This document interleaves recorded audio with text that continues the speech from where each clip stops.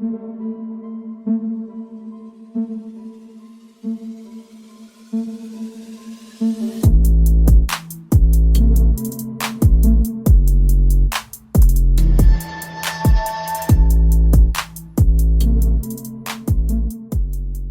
and welcome back to the channel. It's Adam from RC Action Australia. How's everybody out there? So today's video, it's going to be a quick sort of test drive of the F103 GT. Now, if you would have seen my last video that I did on this car, I gave you some tips on painting, masking, and getting the body looking nice and yeah, ready to go pretty much. So big thanks to everyone who has liked and subscribed. That last video seemed pretty popular. So today I just wanted to make myself familiar with the chassis. A lot of people contacted me and asking me, how does it go? Am I having any difficulties driving it? Because, it's a direct drive sort of F1 style chassis. So I've put all the electronics back into the car and I am going to do my first run of the car today. So I'm still trying to hunt out a nice place to run it, like some netball courts or a nice flat area. But until then, I just wanted to do a quick little test drive of the car today, just outside on my driveway. So nothing special, nothing fantastic, but at least you'll get to see the car moving around and get to see that awesome body in motion. Now, you've probably noticed a few things since the last video. I've put the standard wheels and tyres back on.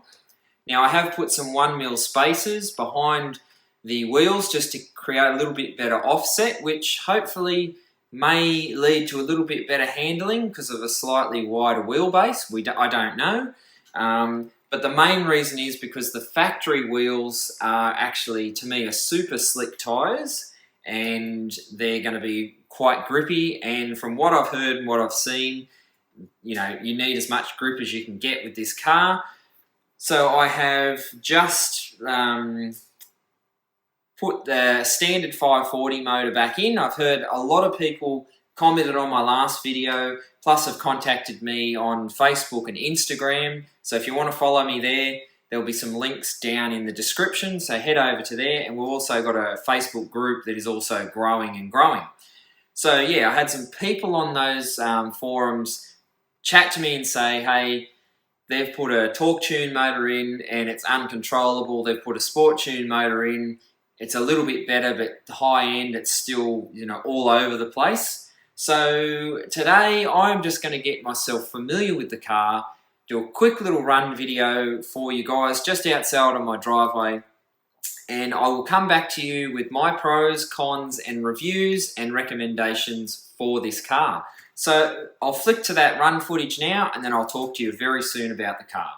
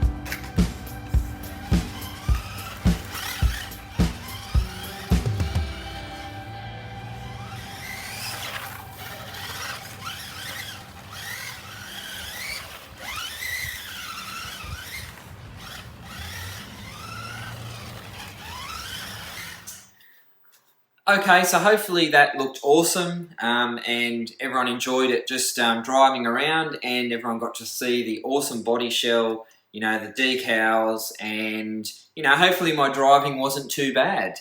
Now, I think I was starting to get the hang of the car. Now, okay, so this is going to be a bit of a review for everyone out there. You've got to be very, very easy on the throttle. You've got to be easy into sort of turns and cornering. You can't apply the throttle too quickly, too aggressively. Now I'm running just a basic, we'll take the shell off and show you. So I'm just running a basic Tamiya TRU08 2.4 gigahertz radio system in this, and just a basic TBLE O2S, nothing special, a 540 motor, and obviously a nickel metal hydride battery. Now, quite possibly if I was running, say, a FlySky or a top-end sort of Futaba unit, and I had some more controllability around throttle, throttle percentages and whatnot, you could probably tune the car a lot better. The wheels and tyres seem to be quite nice, a lot of grip. I've just got the factory settings with the rear differential setup, but if I had to compare this car to the F104 Pro, the rear diff in this tightens up a lot more, and you get a little bit less sort of slip across the axle, and I find that the 104 handles a lot better and it doesn't tail out as much, maybe because the differential setup and gear ratios in that are slightly different to this. I actually have changed the gear ratios in this car. I think the factory pinion gears are 14. I found it to be quite sort of zippy and a little bit uncontrollable off the line. I've got a 16 tooth pinion in it, so a little bit of a step up. So it's going to give me a little bit more top end and a little bit less sort of acceleration. To be totally honest, I can't really tell the difference between the two, and that's probably because the standard 540 motor and the battery. So some negatives about this chassis. So it's a direct drive chassis, as you can see. You've got your exposed gearing. Now, even in that little quick run on a pretty clean driveway, I managed to pick up some small little bits of dust and dirt in the gear mesh, and I had to actually stop and clear some of that debris out of the spur gear and the pinion. So that's a bit of a negative for the car. I wouldn't recommend it to someone who just wants a car to go out and bash. As I said, these are a little bit tricky to drive, a little bit of a handful until you get the hang of it. And also, it's not going to be something that you're going to put a crazy motor in, because even just with a standard 540, it's a little bit of a handful to drive. So for me, I really like the car. It's a bit of a challenge to drive. Would I buy it again? Probably not. And what would I recommend to the viewers out there between the F103 and the F104 Pro? Now, this car with the hybrid body was $319 from my local hobby shop, Frontline Hobbies here in Newcastle. And I got the F104 Pro from there as well, and I think it was $289. So the F104 is a lot better value. The chassis is a lot nicer. This obviously, these are prone to braking apparently on the rear end. So yeah, it's a completely different chassis.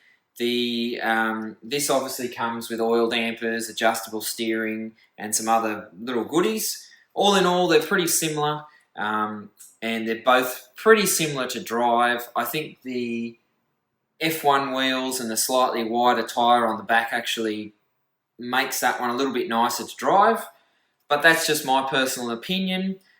A lot of people are getting the hybrid Toyota body shell for the TC01, so I could imagine that probably the TC01, being a four-wheel drive chassis, would be a better car for those maybe wanting, you know, a high speed run car. But for me, it's a nice little driver. It's a nice runner. I did actually consider selling the car. I couldn't sell it because everyone wanted me to do the body shell.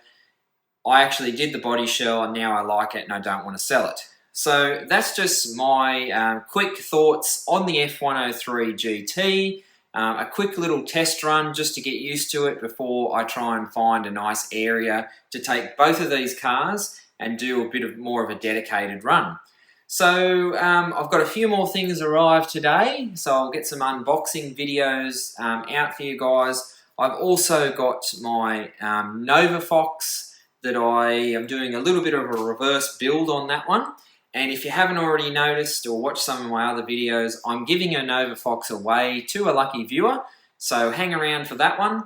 And I'll put a picture up here somewhere, here or here, of the body and the driver that I've also, I've already done that. So that'll be part of the build video. But until then, hit like and subscribe. Hopefully you liked today's video.